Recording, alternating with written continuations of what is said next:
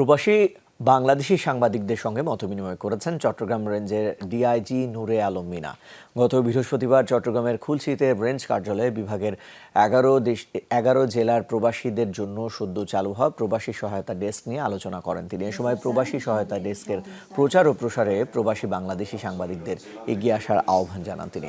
বলেন, প্রবাসীরা যাতে বিদেশে নিশ্চিন্তে থাকতে পারে তাই তাদের পরিবারের সদস্যদের পুলিশি সেবা এবং আইনি সহায়তা দেওয়ার উদ্দেশ্যে এই ডেস্ক চালু করা হয়েছে।